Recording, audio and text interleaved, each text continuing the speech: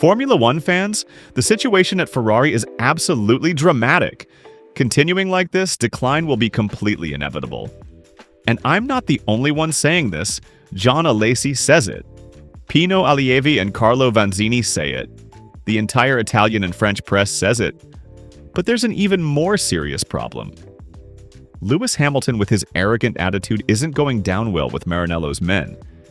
His continuous criticism, his notes, his insistence on wanting to change everything is deeply annoying Ferrari's engineers. And after Qatar, things got worse. Hamilton declared he has a long list of things to change. But then who's the team manager, Hamilton or Vasseur? Stay with me because what I'm about to tell you is explosive. Let's start with the Hamilton problem. The 7-time world champion has expressed various judgments regarding changes to implement within the team. These arrogant comments are deeply annoying Ferrari's men. And the latest statements after Qatar seem to cast even more shadow on the relationship between driver and team. After Qatar, number 44 absolutely didn't hide his disappointment. Hamilton wants changes for 2026. And he reiterated once again that he has tons of notes to make. It's been circulating for a while now that the prancing horse engineers don't appreciate the British driver's criticism, and especially his insistence on wanting to make modifications to work procedures.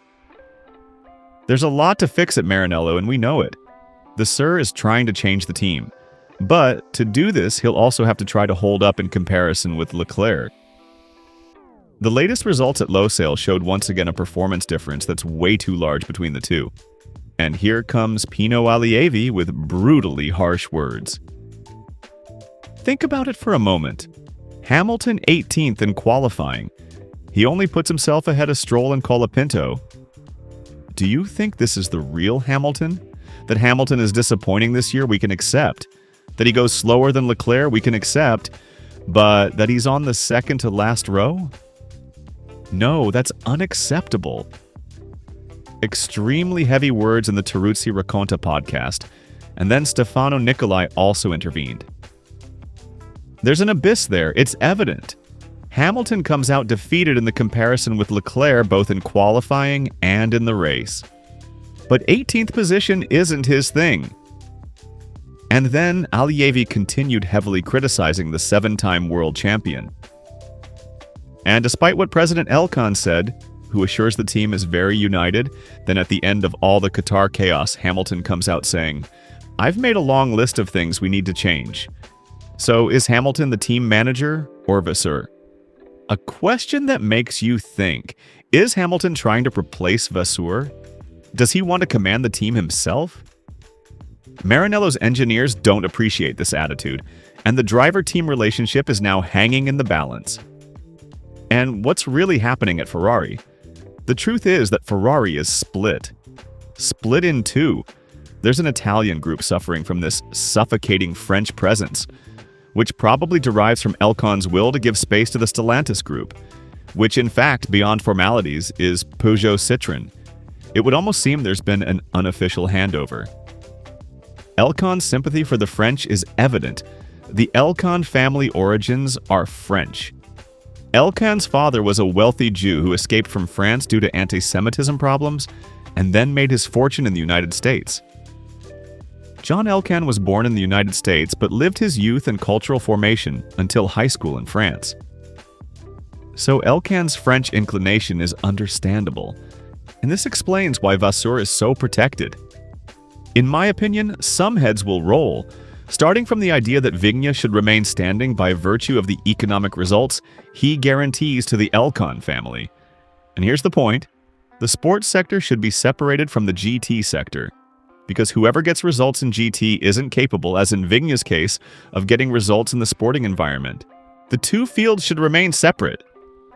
And this is what Enzo Ferrari demanded to do in his time. Sporting management always remained in his hands, even when Agnelli acquired Ferrari's ownership.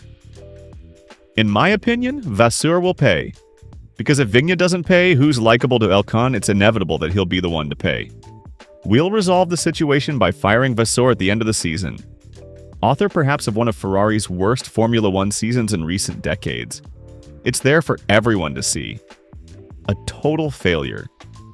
which originates, I repeat once again, from summer 2024, when he was entrusted interim with the role of head of the technical office.